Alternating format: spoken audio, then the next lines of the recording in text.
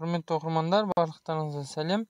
Мен сіздерге қалада жүру маневрларын, қай жолақта қалай жүру керек, не істеу керек, вообще қалада жол белгілерін көрген кезде қандай әрекет жасайсыз, сондай жаңа ақпаратты айтып өтейін. Осы арқылы ережені түсініп алсаңыздар да болады. Одан кейін ережеден бұрын көлік айдау, жаңағы маневрын жасау, көлік айдаған кезде қандай кезектілікте сіз әрекетіңізді жасайсыз. Осы туралы толық ақпарат айтатын боламын. Мұқият назарларыңыз қарап, назар салып тыңдаңыздар. Мысалы, мына ситуацияны қараңыздар. Сіз көлігіңізге отырдыңыз. Көлігіңізге отырғаннан кейін ең бірінші сіздің әрекетіңіз қандай болу керек? Ең бірінші сіз көлігіңізге отырғаннан кейін сіз қауіпсіздік белдігін тағуыңыз керек. Қауіпсіздік белдігін міндетті түрде барлық жүргізушілер тағуы тиіс. Одан кейін көлігіңізді оталдырасыз. Оталдырғаннан кейін сіз жан-жағыңызға қарап қауіпсіз екендігіне анық көз жеткізесіз. Одан кейін барып жүрісіңізді жалғастырасыз. Бізде қазір елімізде күндіз болсын, кешке болсын, біз всегда фарларымызды, шамдарымызды жағып жүруіміз керек. Фарыңызды жағасыз, сосын барып жүрісіңізді баяу жалғастырасыз. Артқа немесе алға, мысалы жүрісіңізді бастайсыз, жүресіз. Одан кейін барып, мысалы мына ситуацияны қарастырайық. Мына жерде белгі тұр. Осындай белгі бар бізде. Бұл белгі сіз барлық көліктерге жол беруге міндеттісіз деген белгі. Мына жерде осы жақтан өтетін көліктер сізге кедергі жасайды ғой, сіз оларға кедергі жасайсыз. Сол жүру кезектілігін анықтау үшін осындай басымдық белгілері орнатылады. Сіз осы жерде екінші дәрежелі жолда тұрсыз деген белгі. Мысалы, мына жерде сіз осы жерде тоқтамайсыз. Егер көлік болмаса, мен сіздерге көрсету үшін тоқтап тұрмын.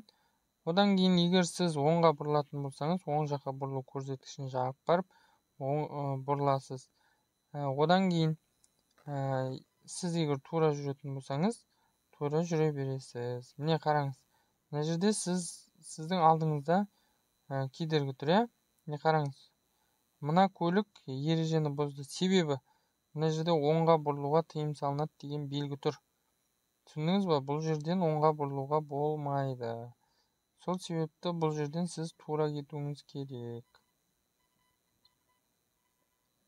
Осылайша ережені сақтап жүру деген осы, сіз жол белгілеріне қарап, солайынан жүруіңіз керек. Енді мына жерге қараңыз.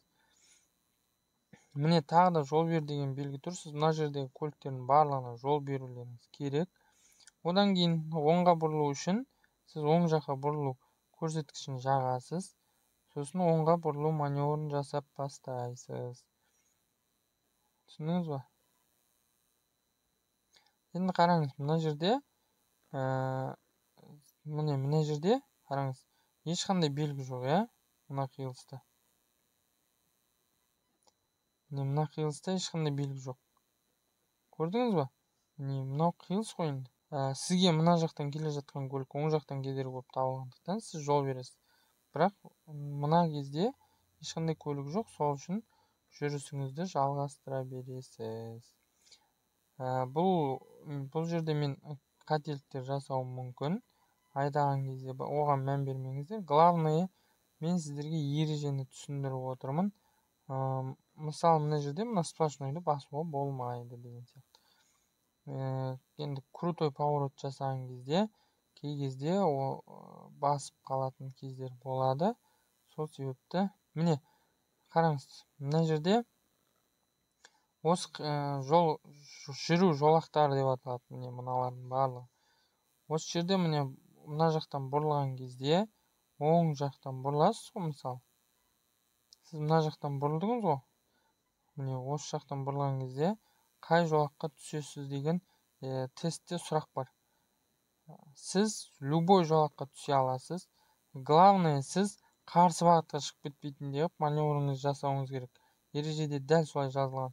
Сіз бірінші жолаққа да, екінші жолаққа да түсе аласыз бұрылған кезде. Түсіндіңіз ба?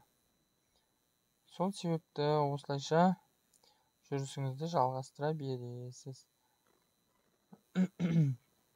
Қалада жүрген кезде міндетті түрде сіз жол белгілеріне қарауыңыз керек. Сосын міне двор, мына жер мысалы тұрғын аймақ, үй тұр. Тұрғын аймақта сіздің жылдамдығыңыз 20 км/сағаттан аспауға міндетті. Тұрғын аймаққа кірер кезде, тұрғын аймақтан шығар кезде сіз барлық көліктерге жол беріп барып жүрісіңізді жалғастырасыз. Енді қараңыз мына ситуацияда. Мына ситуацияны қараңыз.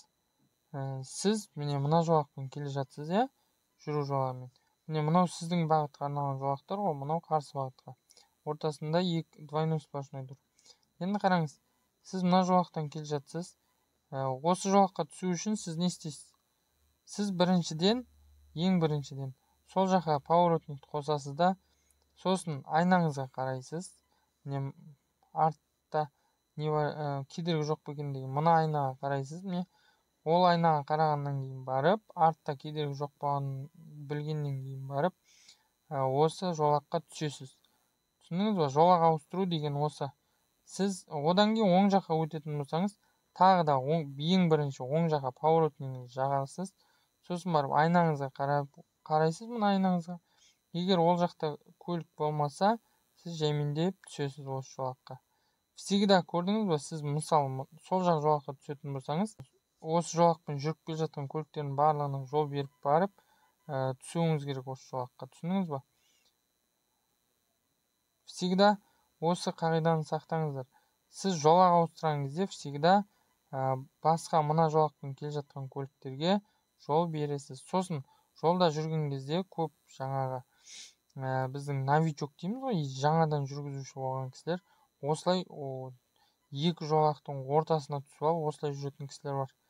Бұл ереже бұзушылық болып саналады. Себебі сіз мына жолақпен жүрмейсіз, оң жолақпен жүрмейсіз. Ол кезде сізге жаңағы басқа көліктер айналып өте алмайды.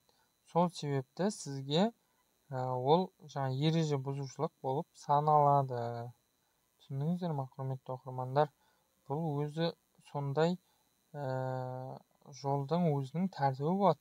Сіз өзіңіз жолда жүрген кезде басқа жүргізушілерді кәдімгі құрметтеп, соларға да жүруге жағдай жасап, солай жүруіңіз абзал.